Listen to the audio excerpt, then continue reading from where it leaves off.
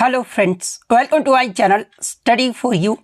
सो guys, जैसा कि आज जो आपका आरपीएफ कांस्टेबल का 6 मार्च के सेकंड शिफ्ट का एग्ज़ाम हो गया है दोस्तों, जिसका जो है मैं आपको बिल्कुल 100% एक्यूरेट आंसर के साथ जो है इस वीडियो में बताऊंगा। तो देख लेते हैं कि किस प्रकार की जो है आज आपके 6 मार्च के सेकंड शिफ्ट के एग्ज़ाम में जो है प्रश्न पूछे गए हैं।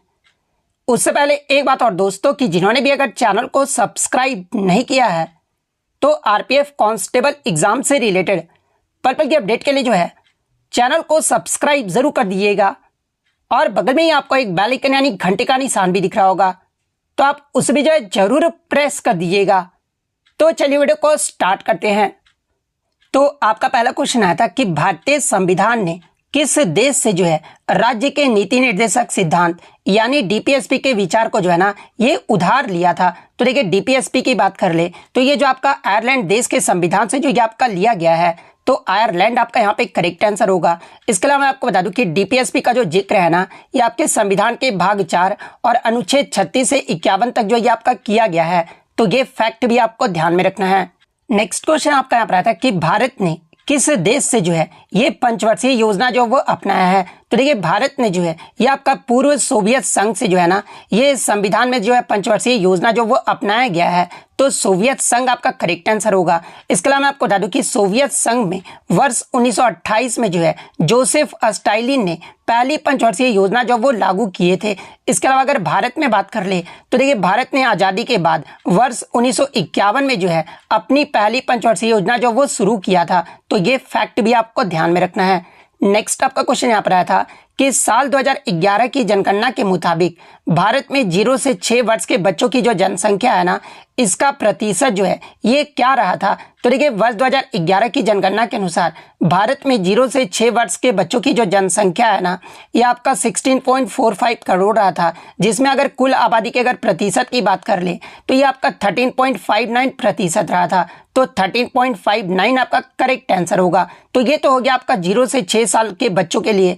अगर ओवरऑल बात कर ले तो देखिए, 2011 की जनगणना के अनुसार भारत का जो आपका जनसंख्या है ना, ये आपका 1210 मिलियन रहा था, जिसमें अगर पुरुष की बात कर ले तो देखिए, पुरुष का जो जनसंख्या है ना ये आपका 623 मिलियन रहा था। यानी अगर प्रतिशत में बात कर ले तो ये आपका 51.54% रहा था। वहीं अगर महिलाओं की जनसंख्या पूछा जाए तो देखिए, महिलाओं की जो जनसंख्या है ना ये आपका 586 मिलियन रहा था, और प्रतिशत में जो है ये आपका 48.46% रहा था। तो ये फैक्ट भी आपको ध्यान में रखना है। नेक्स्ट अगर बात कर ले तो देखिए, 0 से 6 साल बच्चों में अगर लिंगानुपात पूछा जाए कि ये कितना रहा था, तो देखिए 2011 की जनगणना के अनुसार 0 से 6 साल के बच्चों का जो लिंगानुपात है ना, ये आपका 919 रहा था। यानी प्रति 1000 लड़कों पर जो लड़कियों की संख्या थी ना, ये आपका 919 रहा था। तो ये तो हो गया आपका 0 से 6 वर्ष के बच्चों का लिंगानुपात। अगर आपसे ओवरऑल लिंगानुपात पूछा जाए तो देखिए, 2011 की जनगणना के अनुसार भारत का जो लिंगानुपात है ना,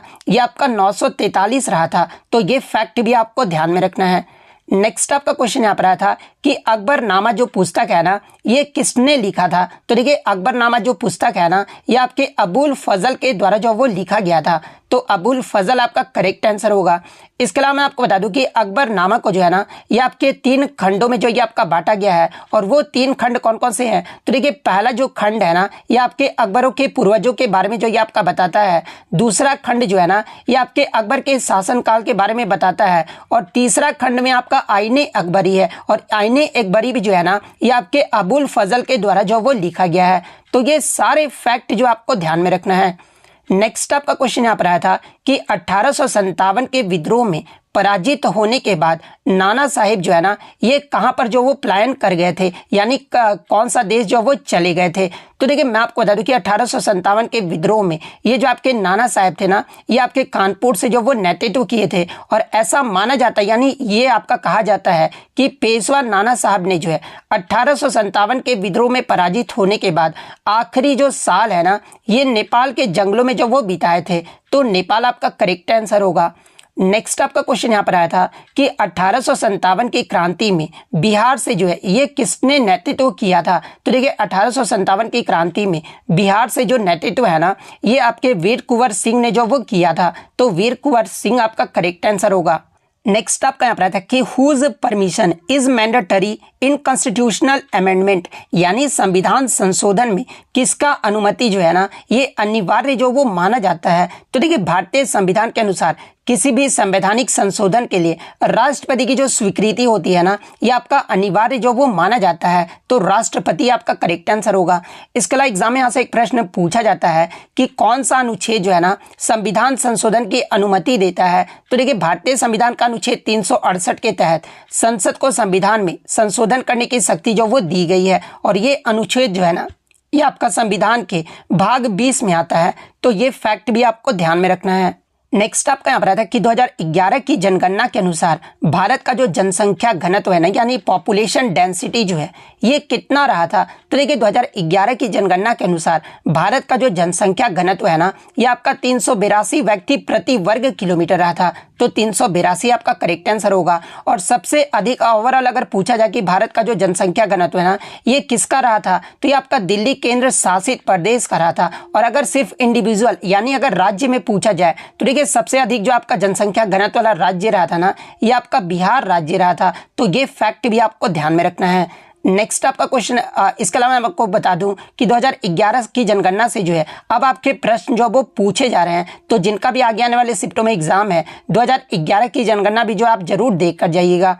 नेक्स्ट आपका क्वेश्चन यहाँ पर आया था कि इनमें से जो है कौन जो है वो खरीफ की फसल है। तो देखिए अगर खरीफ की फसल की बात कर ले तो देखिए चावल, मक्का, बाजरा, रागी, सोयाबीन, मूंगफली, कपास, ज्वार, अरहर, जूट, गन्ना, इसके अलावा चाय, कॉफ़ी जैसी जो फसलें होती है ना ये आपके खरीफ की जो वो फसल है। और इनमें आपका जो है इन्हें जो है ना यानी खरीफ फसल को जो है ये आपका मानसून फसल भी जो वो कहा जाता है। तो ऑप्शन में आपका मूंगफली जो वो दिया गया था, तो मूंगफली आपका करेक्ट आंसर होगा। नेक्स्ट क्वेश्चन आपका यहाँ पर आया था कि नसीम अल बहर ये जो आपका भारत और किस अन्य देश के बीच जो है ये आपका नौसेना अभ्यास है। तो देखिए नसीम अल बहर की बात कर ले तो ये जो आपका भारत और ओमान के मध्य जो है ये आपका नौसेना अभ्यास का आयोजन जो वो किया जाता है, तो भारत और ओमान आपका करेक्ट आंसर होगा। इसके अलावा बात कर ले 2024 में ये जो आपका नसीम अल बहर जो आपका युद्ध अभ्यास है ना ये कहाँ पर आयोजित किया गया था। तो देखिए ये जो आपका गोवा के तट पर आयोजित किया गया था, और कौन सा संस्करण रहा था, तो ये आपका 13वां संस्करण रहा था। और ये जो अभ्यास है ये किस महीने में आपका आयोजित किया गया था, तो ये आपका 13 से 18 अक्टूबर 2024 के बीच जो ये आपका चला था। और इस अभ्यास में भारतीय नौसेना के जो है INS त्रिकंद और ड्रोनियर समुद्री गश्ती जो विमान है ना ये जो है हिस्सा जो वो लिए थे। और ओमान की तरफ से जो है ये आपके ओमान के रॉयल नेवी के पोत अल सीब ने भी जो है इस अभ्यास में जो वो हिस्सा लिया था। तो ये सारे फैक्ट जो आपको ध्यान में रखना है। नेक्स्ट आपका क्वेश्चन यहाँ पर आया था कि उस्ताद अलाउद्दीन खान किस वाद्ययंत्र से संबंधित है। तो देखिए उस्ताद अलाउद्दीन खान की बात कर ले तो ये जो आपके सरोद वाद्ययंत्र से संबंधित है, तो सरोद आपका यहाँ पे करेक्ट आंसर होगा। और देखिए वाद्ययंत्र से अब आपके लगातार प्रश्न जो वो पूछे जा रहे हैं, तो इसके अलावा प्रमुख वाद्ययंत्र और उनके वादकों के नाम देख लेते हैं जहाँ से एग्जाम में प्रश्न जो वो पूछे जाते हैं। तो आगे के शिफ्टों वाले आप ये जरूर देख लेना, जैसे कि पंडित शिव कुमार शर्मा और भजन सोपारी इनका जो संबंध है ना ये आपका संतूर वाद्ययंत्र से है। हरिप्रसाद चौरसिया और पन्नालाल घोष का जो संबंध है ना ये आपका बांसुरी वाद्ययंत्र से है। जाकिर हुसैन, अल्लाह रखा खां, साबिर खां, पंडित किशन महाराज और पंडित ज्ञान प्रकाश घोष इनका जो संबंध है ना ये आपका तबला वाद्ययंत्र से है। इसके अलावा अलाउद्दीन खान, अली अकबर खान, अमजद अली खान, बुद्धदेव दास गुप्ता ये जो आपके सरोद वाद्ययंत्र से संबंधित है। बिस्मिल्लाह खान, कृष्णाराम चौधरी, अली अहमद हुसैन ये जो आपके सहनाई वादक हैं। पंडित रविशंकर, इसके अलावा शाहिद परवेज खान, बुद्धादित्य मुखर्जी और अनुष्का शंकर ये जो आपके सितार वाद्ययंत्र से संबंधित है। सारंगी वाद्ययंत्र की बात कर ले तो देखिए शकूर खान, पंडित राम नारायण, रमेश मिश्रा, सुल्तान खान इन सभी का जो संबंध आपका सारंगी वाद्ययंत्र से है। वीणा वादक की बात कर ले तो देखिए इसमें आपका ये आप थोड़ा सा गलत कर ली, सॉरी यहाँ पे गलत लिखा गया, ठीक है। ये जो आपके जिया मोइनुद्दीन जो डागर है ना ये आपके रुद्र वीणा से संबंधित है, ना कि आपके वीणा से संबंधित है। तो यहाँ पे थोड़ा सा आप करेक्शन कर लीजिएगा। जब पूछा जाए कि जिया मोइनुद्दीन डागर ये किससे संबंधित है, तो ये आपके रुद्र वीणा से संबंधित है। और वीणा वादक की अगर मैं बात कर लूँ तो देखिए अयंगकरी श्याम सुंदरम, दोराईस्वामी अयंकर ये दोनों जो है ना ये आपके वीणा वाद्ययंत्र से संबंधित है। रुद्र वीणा की बात कर ले तो देखिए असद अली खान और जिया मोइनुद्दीन डागर ये जो आपके रुद्र वीणा से संबंधित है। मोहन बीना की बात कर ले तो ये आपके पंडित विश्व मोहन भट्ट है। वायलिन वादक की बात कर ले तो देखिए Sushri Gopal Krishna, Shrimati M Rajam, NR Muralidharan, M Chandrasekharan, Vijay Jog, इसके अलावा लालगुड़ी जयरामन, इन सभी का जो संबंध है ये आपके वायलिन वादक से है। घटम की बात कर ले तो देखिए TH विनायक राम, EM सुब्रमण्यम, ये जो आपके घटम वाद्यंत्र से संबंधित है। मृदंगम में आपके KB प्रसाद, इसके अलावा SV राजा रॉय, उमल्यापुरम शिवरामन, ये जो आपके मृदंगम से संबंधित है। मेंडोली में आपके U श्रीनिवास आ जाते हैं। तोताराम जो ये आपके पखावाज से संबंधित है।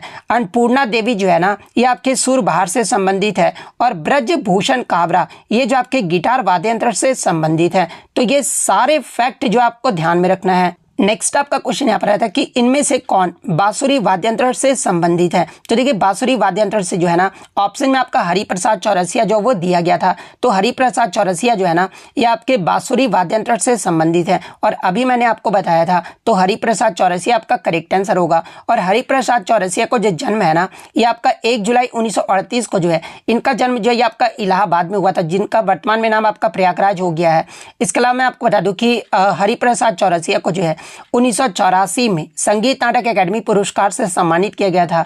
वर्ष 1992 में जो है इन्हें भारत सरकार के द्वारा पद्म भूषण से सम्मानित किया गया था। और वर्ष 2000 ईस्वी में जो है इन्हें पद्म विभूषण से भी जो वो सम्मानित किया गया था। तो ये सारे फैक्ट जो आपको ध्यान में रखना है।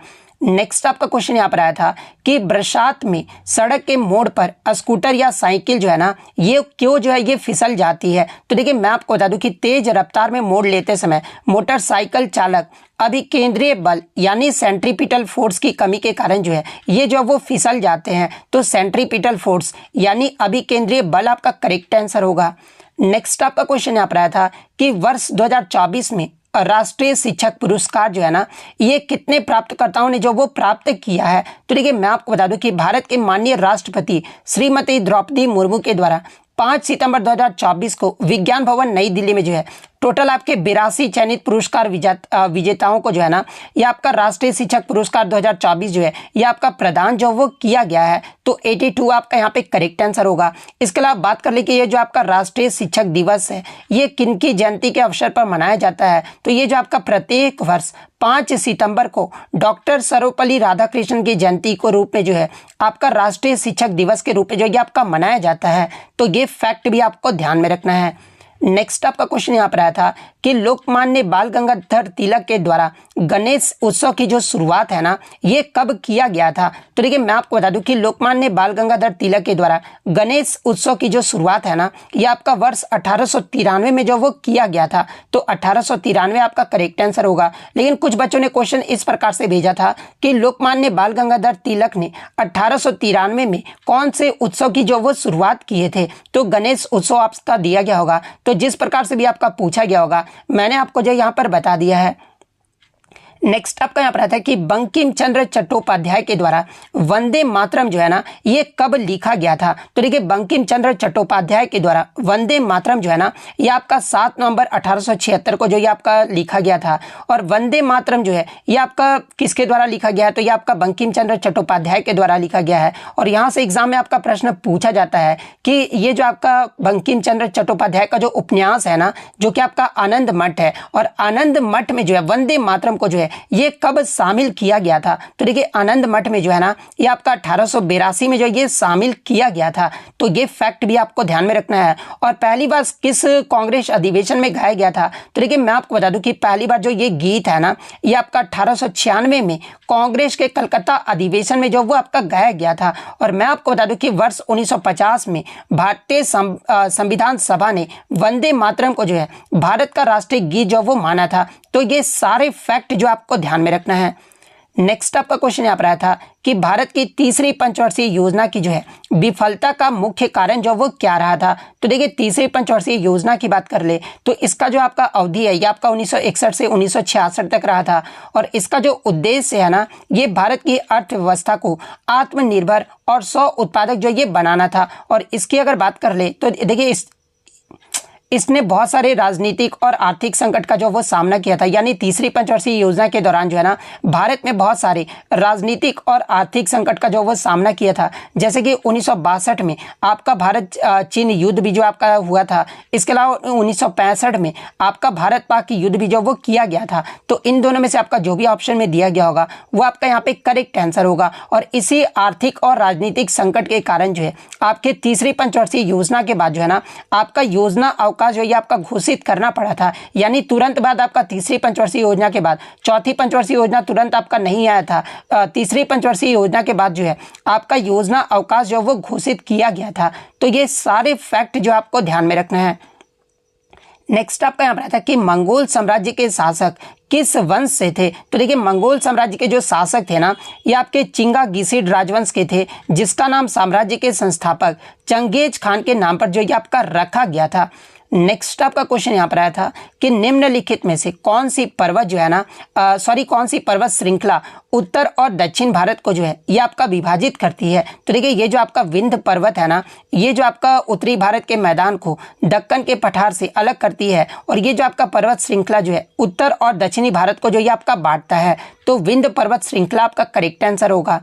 नेक्स्ट आपका क्वेश्चन यहाँ पर आया था कि 10 डिग्री जो चैनल है ना ये किसको किससे अलग करता है। तो देखिए ये जो आपका 10 डिग्री चैनल है ना ये भारत के अंडमान व निकोबार द्वीप समूह में छोटे अंडमान द्वीप को जो है कार निकोबार द्वीप समूह से जो ये आपका अलग करता है। तो ये जो आपका ये वाला ऑप्शन आपका करेक्ट आंसर होगा। और ये जो आपका 10 डिग्री चैनल है ना ये आपका 10 अक्षांश उत्तर पर जो ये आपका स्थित है। तो ये पॉइंट भी आप ध्यान में रखिएगा। इसके अलावा अगर 9 डिग्री चैनल की बात कर ले तो ये जो आपका मिनिकॉय द्वीप की मुख्य लक्ष्य द्वीप समूह से जो ये आपका अलग करता है। 8 डिग्री चैनल जो है ये आपका मिनिकॉय और मालदीव के द्वीपों को जो ये आपका अलग करता है। 38वीं समानांतर जो रेखा है ना ये उत्तर कोरिया और दक्षिण कोरिया को जो वो अलग करता है। तो ये सारे फैक्ट जो आपको ध्यान में रखना है। नेक्स्ट आपका यहाँ पर आता है कि भारत का सबसे छोटा केंद्र शासित प्रदेश जो है ये कौन सा है। तो देखिए भारत का जो सबसे छोटा केंद्र शासित प्रदेश है ना ये आपका लक्षद्वीप है। तो लक्षद्वीप आपका करेक्ट आंसर होगा। नेक्स्ट आपका क्वेश्चन यहाँ पर आया था कि मुगल वंश किस राजवंश से जो ये निकला है। तो देखिए मुगल वंश की बात कर ले तो ये जो आपका मध्य एशिया के तुर्की मंगोल मूल के तैमूरी वंश की एक शाखा था। और मुगल वंश के जो संस्थापक थे ये आपके बाबर थे, जो कि चंगेज खान और तैमूर के जो ये आपके वंशज थे। और बाबर का जन्म आप देख सकते हैं कि कब हुआ था। और मुगल वंश की जो शुरुआती अनुयायी है ना ये आपके चगताई तुर्क थे। और ऑप्शन में जो है शायद आपका तुर्क जो वो दिया गया था। तो तुर्क आपका यहाँ पे करेक्ट आंसर होगा। नेक्स्ट आपका यहाँ पर आता है कि गीत गोविंद ये जो आपका किसकी पुस्तक है। तो देखिए गीत गोविंद जो है ना ये आपके 12वीं सदी के हिंदू कवि जो आपका जयदेव की जो ये आपका रचना है। तो जयदेव आपका करेक्ट आंसर होगा। और ये जो आपका संस्कृत में जो वो लिखा गया था और इसमें भगवान कृष्ण और राधा के प्रेम का जो वो वर्णन किया गया है। तो जयदेव आपका करेक्ट आंसर होगा। नेक्स्ट आपका क्वेश्चन आया था कि भारतीय संविधान का किस अनुच्छेद में जो है अनुसूचित जाति और जनजातीय क्षेत्रों के प्रशासन के लिए जो है एक महत्वपूर्ण प्रावधान है। तो देखिए ये जो आपका अनुच्छेद 244 है ना इसमें आपके अनुसूचित और जनजातीय क्षेत्रों के प्रशासन के लिए जो है एक महत्वपूर्ण प्रावधान जो वो किया गया है। तो अनुच्छेद 244 आपका करेक्ट आंसर होगा। इसके अलावा मैं आपको बता दूं कि अनुच्छेद 275 के क्लोज 1 के तहत जो है अनुसूचित जनजातियों के कल्याण के लिए जो है प्रोत्साहित जो वो दिया गया है। यानी केंद्रीय सहायता जो है ना अनुसूचित जनजातियों को ये आपका अनुच्छेद 275 के क्लोज 1 के तहत जो वो दिया गया है। तो ये फैक्ट भी आपको ध्यान में रखना है। नेक्स्ट क्वेश्चन आपका आता है कि राज्य में एक उच्च न्यायालय के न्यायाधीश की जो नियुक्ति है ना राष्ट्रपति के द्वारा किसके परामर्श से जो वो किया जाता है। तो देखिए राष्ट्रपति द्वारा जो है आपके भारत के मुख्य न्यायाधीश और राज्य के राज्यपाल के परामर्श कर जो है उच्च न्यायालय के न्यायाधीशों की नियुक्ति जो वो की जाती है। तो इनमें से आपका जो भी ऑप्शन में दिया गया होगा वो आपका करेक्ट आंसर होगा। इसके अलावा मैं आपको बता दूं कि जिला न्यायाधीशों के जिला न्यायालयों के न्यायाधीशों की जो नियुक्ति है ना ये किसके द्वारा की जाती है। तो ये संविधान के अनुच्छेद 233 के क्लोज 1 के तहत जो है किसी राज्य के जिला न्यायालयों के न्यायाधीशों की जो नियुक्ति है ना ये आपका उच्च न्यायालय के परामर्श से उस राज्य का राज्यपाल जो वो करते हैं। तो ये फैक्ट भी आपको ध्यान में रखना है। नेक्स्ट आपका क्वेश्चन यहाँ पर आया था कि तलाक विवाह संबंधित जो मामले की सुनवाई है ना ये किस न्यायालय में जो वो किया जाता है। तो देखिए तलाक विवाह संबंधित मामले की जो सुनवाई है ना ये आपके पारिवारिक न्यायालय या फिर सुप्रीम कोर्ट में जो ये आपका किया जाता है। तो इन दोनों में से आपका जो भी ऑप्शन में दिया गया होगा वो आपका यहाँ पे करेक्ट आंसर होगा। नेक्स्ट आपका क्वेश्चन यहाँ पर आया था कि भारत में उत्तर दिशा में जो है कौन सा राज्य या फिर केंद्र शासित प्रदेश है। तो देखिए भारत के उत्तर दिशा में जो है आपका जम्मू कश्मीर और लद्दाख है। तो जम्मू कश्मीर या लद्दाख दोनों में से जो भी आपका दिया गया होगा वो आपका यहाँ पे करेक्ट आंसर होगा, या फिर आपका दोनों नहीं दिया गया होगा तो आप कमेंट करके बताइएगा कि ऑप्शन में आपका फिर क्या दिया गया था। नेक्स्ट आपका क्वेश्चन यहाँ पर आया था कि अंडर 19 वर्ल्ड बॉक्सिंग चैंपियनशिप 2024 में जो है भारत ने कुल कितने पदक जो वो जीते हैं। तो देखिए अंडर 19 वर्ल्ड बॉक्सिंग चैंपियनशिप में भारत के द्वारा टोटल आपके 17 पदक जो वो जीते गए हैं, जिसमें 4 जो आपका गोल्ड मेडल, 8 जो है ना ये आपका सिल्वर मेडल, इसके अलावा 5 जो था ये आपका ब्रॉन्ज मेडल जो वो जीता गया था। तो 17 पदक आपका करेक्ट आंसर होगा। इसके अलावा बात कर लीजिए कहाँ पर आयोजित किया गया था, तो ये आपके अमेरिका के कोलोराडो में जो ये आपका आयोजित किया गया था। तो ये फैक्ट भी आपको ध्यान में रखना है। नेक्स्ट आपका क्वेश्चन यहाँ पर आया था कि what was the quarter GDP growth rate in September 2024, यानी सरकारी आंकड़ों के मुताबिक सितंबर 2024 तिमाही में जीडीपी ग्रोथ सालाना आधार पर जो है गिरावट के साथ ये जो आपका कितना रहा है। तो देखिए मैं आपको बता दूं कि जुलाई से सितंबर 2024 तिमाही में भारत के वास्तविक जीडीपी वृद्धि दर जो है ना ये आपका 5.4% जो वो रहा है। तो 5.4% आपका करेक्ट आंसर होगा। नेक्स्ट क्वेश्चन आपका यहाँ पर आया था कि foot is which type of unit, जहाँ पे ऑप्शन में आपका सीजीएस, एसआई और एमकेएस जो वो दिया गया था। तो देखिए मैं आपको बता दूं कि ये जो आपका फुट है ना, एक आपका एफपीएस यानी फुट पाउंड सेकंड सिस्टम का जो है ये आपका लंबाई मापने का जो ये एक इकाई है। तो एफपीएस ऑप्शन में आपका दिया गया होगा। तो एफपीएस आपका यहाँ पे करेक्ट आंसर होगा। नेक्स्ट आपका क्वेश्चन यहाँ पर आया था कि भारत में आज़ादी से पहले किस चीज़ पर मुख्य रूप से जो है आपका निर्भर था। तो देखिए स्वतंत्रता से पहले भारत जो है ना ये आपका मुख्य रूप से आय और व्यवसाय के मुख्य स्रोत के रूप में ये जो आपका एग्रीकल्चर यानी कृषि पर जो ये आपका निर्भर था। तो कृषि आपका यहाँ पे करेक्ट आंसर होगा। नेक्स्ट आपका क्वेश्चन यहाँ पर आया था कि the process of removing restrictions on private companies is called, यानी निजी कंपनियों पर प्रतिबंध हटाने की प्रक्रिया को जो है ये क्या कहा जाता है। तो देखिए निजी कंपनियों पर प्रतिबंध हटाने की प्रक्रिया को जो है ये आपका लिबरलाइजेशन यानी उदारीकरण जो ये कहा जाता है। तो उदारीकरण आपका करेक्ट आंसर होगा। नेक्स्ट आपका क्वेश्चन यहाँ पर आया था कि राज्य लोक सेवा आयोग के अध्यक्ष और सदस्यों की जो नियुक्ति है ना ये कौन करते हैं। तो देखिए राज्य लोक सेवा आयोग के अध्यक्ष और सदस्यों की जो नियुक्ति है ना ये राज्य के राज्यपाल के द्वारा जो वो किया जाता है। और ये जो नियुक्ति है ना ये भारतीय संविधान के भाग 14 के तहत जो वो किया जाता है। तो राज्यपाल आपका करेक्ट आंसर होगा। नेक्स्ट आपका क्वेश्चन यहाँ पर आया था कि संविधान संशोधन विधेयक किसके अनुमोदन के बाद जो है ये आपका अधिनियम जो है ना ये आपका बन जाता है। तो देखिए भारतीय संविधान में संशोधन करने के लिए संसद के दोनों सदनों और राज्य के विधानमंडलों के अनुमोदन के बाद राष्ट्रपति की सहमति लेनी होती है। और इसी के बाद आपका जो संशोधन विधेयक है जो है ना ये आपका अधिनियम जो वो बन जाता है। तो राष्ट्रपति आपका करेक्ट आंसर होगा। नेक्स्ट क्वेश्चन आपका यहाँ पर आया था कि द सिक्योरिटीज एप्लीएट ट्रिब्यूनल यानी SAT was established under which act, यानी प्रतिभूति अपीलीय न्यायाधिकरण इसकी जो स्थापना है ना ये किस अधिनियम के तहत जो ये किया गया था। तो देखिए एसएटी की जो स्थापना है ना ये आपका सेबी यानी भारतीय प्रतिभूति और विनिमय बोर्ड अधिनियम यानी 1992 के तहत जो है इसका जो आपका जो वो किया गया था। तो अधिनियम आपसे पूछा गया था। तो सेबी का जो फुल फॉर्म होता है आपको मैंने यहाँ पर बता दिया है कि securities and exchange board of India अधिनियम के तहत जो है इसकी स्थापना एसएटी की स्थापना जो वो किया गया था। तो ये वाला ऑप्शन आपका यहाँ पे करेक्ट आंसर होगा। और ये जो आपका सेबी जो है ना एक आपका वैधानिक निकाय है। तो ये पॉइंट भी आपको ध्यान में रखना है। नेक्स्ट आपका यहाँ पर क्वेश्चन आया था कि बजट 2024-25 में 1.52 लाख करोड़ जो है ना ये किसको जो वो एलोकेट जो वो किया गया था। तो देखिए बजट 2024-25 में कृषि और उससे संबंधित क्षेत्रों के लिए जो है 1.52 लाख करोड़ रुपए का प्रावधान जो वो किया गया था। तो कृषि आपका यहाँ पे करेक्ट आंसर होगा। नेक्स्ट आपका क्वेश्चन यहाँ पर आया था कि उपलब्ध जानकारी के अनुसार किस मिशन के तहत 3 अंतरिक्ष यात्रियों को जो है ना ये आपका अंतरिक्ष में जो ये आपका भेजा जाएगा। तो देखिए मैं आपको बता दूं कि गगनयान मिशन के तहत जो है आपके 3 से 4 अंतरिक्ष यात्रियों को जो है ना ये आपका अंतरिक्ष में जो वो भेजा जाएगा। तो गगनयान मिशन आपका करेक्ट आंसर होगा। नेक्स्ट आपका क्वेश्चन यहाँ पर आता है कि बंधन बैंक ने महिला ग्राहकों के लिए जो है कौन सा बचत खाता जो है ये लॉन्च किया हाल ही में। तो देखिए हाल ही में बंधन बैंक के द्वारा महिला ग्राहकों के लिए जो है ना ये आपका अवनी बचत खाता जो है इसे जो आपका लॉन्च जो वो किया गया है। तो अवनी बचत खाता आपका करेक्ट आंसर होगा। और बंधन बैंक का जो आपका टैगलाइन क्या होता है, तो देखिए इसका जो टैगलाइन है ना ये आपका भला और सबकी भलाई है। और बंधन बैंक का जो हेडक्वार्टर यानी मुख्यालय जो है ना ये आपका कोलकाता पश्चिम बंगाल में स्थित है। तो ये फैक्ट भी आप ध्यान में रखिएगा। नेक्स्ट आपका क्वेश्चन यहाँ पर आता है कि भारत में जमींदारी प्रथा का उन्मूलन करने का जो है ना क्या कारण रहा था। तो देखिए भारत में जमींदारी प्रथा का उन्मूलन करने का जो है कई सारे जो है वो कारण जो वो देखने को मिले थे। जैसे कि जमींदारी प्रथा से किसानों का जो वो शोषण होता था, जमींदारों के कारण जो है ये आपका व्यापक गरीबी जो ये आपका फैला था। जमींदारों के कारण ही आपका कृषि उत्पादकता में जो आपका कमी जो वो देखा गया था। जमींदारों के कारण ही आपका किसान की स्थिति खराब रही थी। इसके अलावा किसान में आंदोलन जो वो होते थे इन्हीं के कारण।